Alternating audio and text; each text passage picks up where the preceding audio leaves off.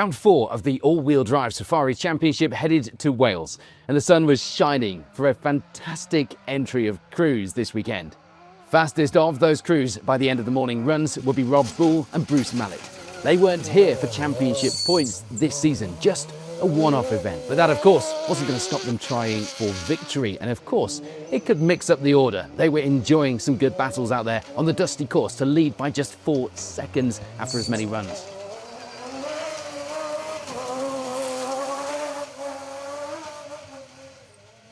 Fastest out of the blocks on the opening run of the morning had actually been Paul Rowlands, but he'd lose a few seconds to Bull on the second run of the day.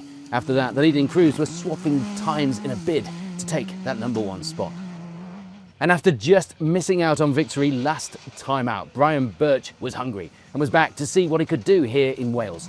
The co-driver's seat, as always, being shared by Mitchell Birch and Merrill Richards. And they were loving the venue, holding on to a third place spot for now, leading the way in Class 9.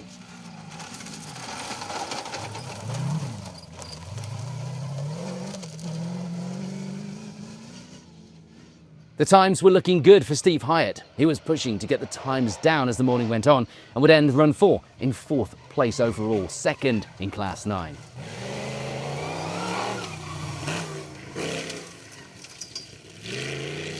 Scott Weaver and Heidi Evans were enjoying the variation on offer at this course. Although, with some long straights, they did feel they were lacking power at times. Despite this, they end the morning in 5th overall, 2nd in Class 8.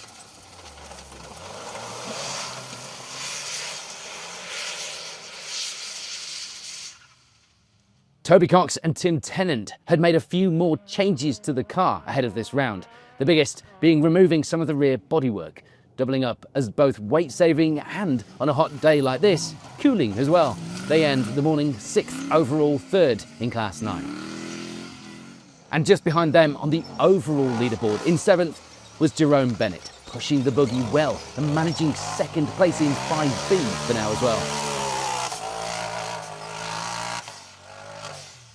It had been a good morning as well for Dave and Lindsay Bakewell. They were enjoying the course that Alex Holford had set out this weekend. Their son Charlie also taking on some of the co-driving as they end the morning in 8th overall, 4th in Class 9. And things has started pretty well for Philippa and James Tennant. Right up, that was until run 3, when they hear a loud bang and a bit of a rattle from the now broken front diff. They had a steady run to the end of the course and got to work removing the prop and shafts to make the car rear-wheel drive. Luckily, a stoppage on run 4 would mean they got an average time, which wasn't a bad thing, as they were having to get used to how rear-wheel drive would handle. They lead the way in Class 5A from 9th overall. And rounding out the top 10 at this stage were Kieran Fogarty and Rhys Tiffany. The first run a little slower than they would have liked, but they were just getting a feel for how much grip there was. They lie 2nd in Class 5A for now as well. Sadly, we'd lose Ryan Dunn on the first run of the day. He'd walked the course twice to get the best lines, evident from the better line over the first jump on the course. However, halfway round, the wheel would come off the car, thankfully on the slower section and not on one of the fast straights. It was game over though for the 2025 champion.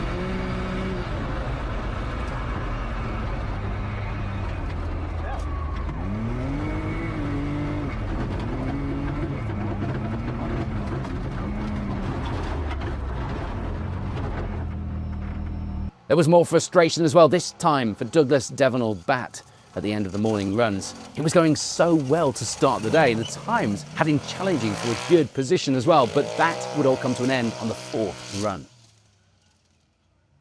Just outside the top 10 and escaping most of the drama was Steve and Tom Lomas, the second event of the season for the pair and the first one with the AWDC. The father and son team dual driving the car this weekend and taking turns run by run, so there was some rivalry in the car as well as on the overall timesheets. For now, it's 11th overall, 3rd in 5B.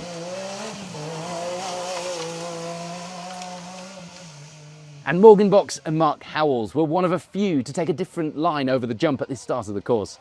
They were a little too keen, shall we say, getting away with it though and having a good few runs before sadly suffering fuel pump failure, meaning it was 12th place for now, but they wouldn't be back out for the afternoon runs.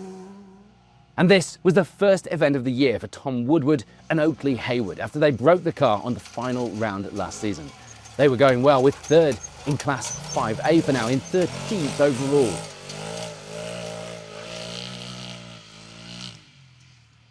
There were no problems to report for John Damrell and Nick Blundell. They lead the way in Class 7, finding parts of the course rough, but it was all part of the variation on offer. And in this sport, you drive to the conditions. They end the morning 14th overall. There'd be a good class battle going on in Class 4. Benjamin Davies leading the way there in 15th overall. And that would be a lead over Stephen and Ethan Lewis, who were a position behind on the overall and class leaderboards in 16th. In Class 1, it was the lead for Alfie Broom, a good lead at that in the class as well, in 17th.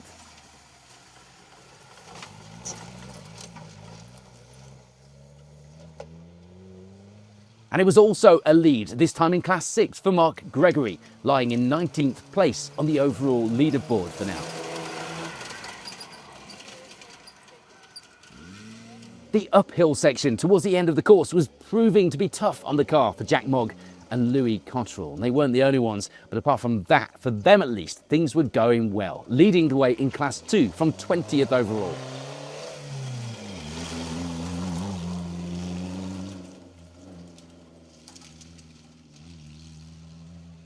For David Adams, meanwhile, it was second place in Class 1 for now, lying just outside the top 20 leaderboard in 23rd place. The hot, dusty day was taking its toll on a number of crews though, one of those being Gareth Jones, who retired after 3 runs this morning.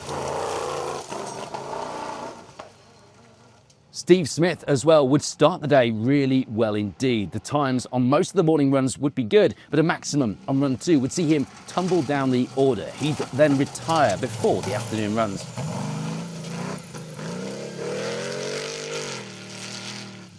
For Cy Badge, the times were good as the morning went on, but a maximum on the 4th run of the day will be where his event came to an end, after being second in Class 7 at the time.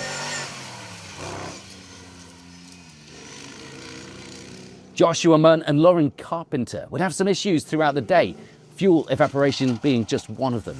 They'd have to be towed back from run 3 when they stopped only a few metres from the finish line. Excruciatingly frustrating.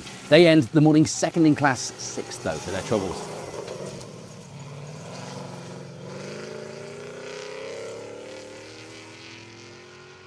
The morning would end a lot more dramatically for Andrew and Karen Warts though. They were pushing a little too hard and would roll the car, surprisingly with very little damage, but that was game over for the pair. Electrical issues, meanwhile, will be the first of the problems for Samuel Herod and Adam Weaver to contend with. But worse was to come when they blew the front diff on run 4, causing them to have to stop.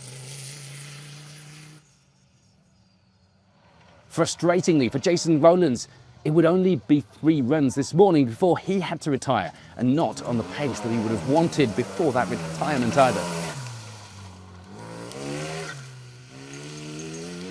Scott Benwell, another of our crews, having a trying morning with a couple of maximum times before eventually retiring before the afternoon runs.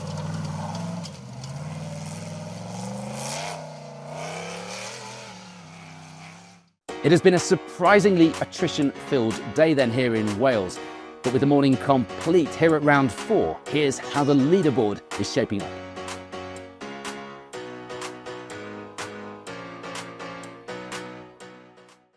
On to the afternoon runs, and no doubt a few crews would be hoping for a bit more luck. We lose Joshua Mundo and Lauren Carpenter, so they weren't getting any.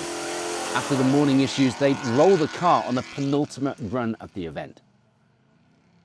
Carl Johnson and Ben Birch gain a position in the class through the afternoon, stepping up to take second in Class 1, 23rd overall.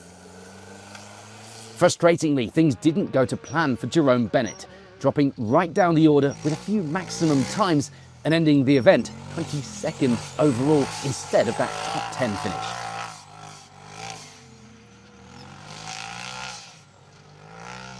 Tom Woodward and Oakley Hayward, meanwhile, would stop after run 6, The car was getting too hot, causing some overheating issues, and rather than risking any more damage, they'd call it a day.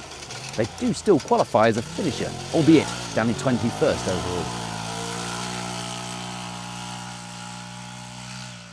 It will be 20th position overall, meanwhile, for Paul and Tracy Johnson, getting a maximum on run 4 that put them down the order, but they'd be pretty happy just to get to the finish on what had been a difficult day for many of the crews.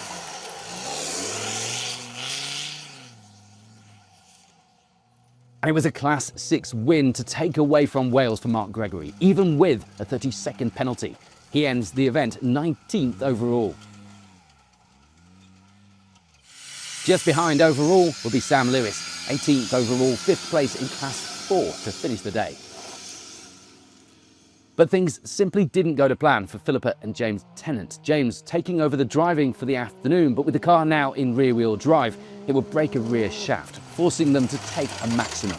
They did have a spare and managed to get it fixed and back out for the final run, sadly getting a puncture for their efforts. But the damage had already been done to their result and they take 17th overall. But continuing in conditions like these was just as important, as you never knew if when you will need those extra few points later in the season, of course.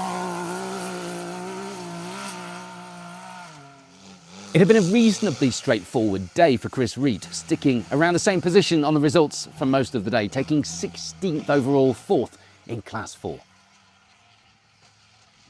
And a change of co-driver for Jack Mogg in the shape of Mitchell Birch sitting in with him now. This morning, co-driver Louis saying that the car was now too rough. Perhaps he meant the course. They did end the event with a slightly bent front axle to prove the point, perhaps. But given that it was still standard with no strengthening from the factory, that wasn't too bad, was it? They take the Class 2 victory from 15th overall. Ian and Georgia Parry would gain some positions as the day went on, eventually settling on 2nd in Class 8 and 14th on the overall leaderboard by the end of the day.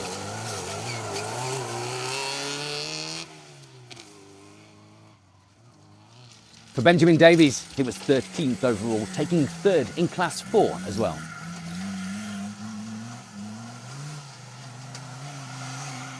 Martin Tipples would move up the class as the day went on, taking 2nd in Class 4 with a minute's advantage in that position over Davies behind. He also takes 12th overall.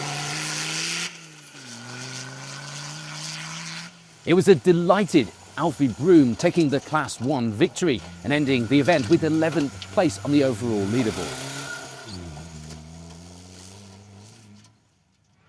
But sadly, for early leaders Rob Bull and Bruce Mallet, they'd get a puncture halfway round the last run.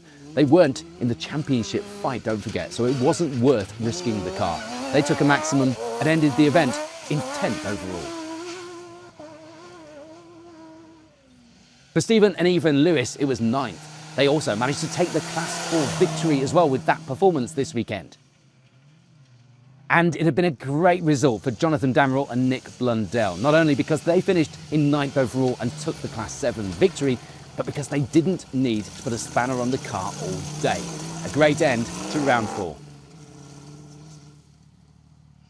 You couldn't quite say the same for Dave and Lindsay Bakewell, a puncture costing them some time and a broken shock needing to be replaced with one that they borrowed from Scott Benwell, who'd retired earlier, remember. They end the event 7th overall, 2nd in Class 9. And it had been a faultless day for Kieran Fogarty and Rhys Tiffany. The car performing well even in the high heat, and it all felt pretty good out there. They take the 5A Class win as well as 6th overall. With 5th place looking like it was in the bag for Steve and Tom Lomas. Never speak too soon, lads. It would be a conservative drive on the final run of the event, managing to hold on to that position overall, as well as the 5B Class win with a car that had performed faultlessly all day. Toby Cox and Tim Tennant would have a bit of an issue with the ECU. It was wanting to select 1st gear instead of 2nd, but they found that letting it cool down fully between runs was helping their efforts. They went into the final run expecting to settle for 5th, but with Rob Bull getting his puncture, it would mean the pair take 4th overall, winning Class 9. The only real issue that Scott Weaver and Heidi Evans had all day was an overheating gearbox. Understandable, but it's not often we get temperatures like this in the UK. It's normally raining in Wales, believe you and me. They will be looking at fitting another air scoop though, just in case, to try and get some more air round to the rear of the car to cool that gearbox down. For Brian Birch, it was second. He had a new co-driver for the afternoon, 2025 champion Ryan Dunn, jumping in to pass on some words of wisdom after his car broke in the morning, remember. Things had gone well for the pair as well. That second place would mean some more good points towards that championship campaign. But that also means it is victory for Paul Rowlands, and a good win at that as well. Almost 2 minutes of an advantage as the event drew to a close. So with round 4 complete here in grueling Wales, here's how the leaderboard at the top had shaped up by the end of the day. Next up for the cruise is a trip to Minehead, and a completely different character of event to the one we've seen today. We'll be there, of course, to bring you highlights of all the action in the weeks following the event, so keep an eye on the page. For now, though, thanks for watching.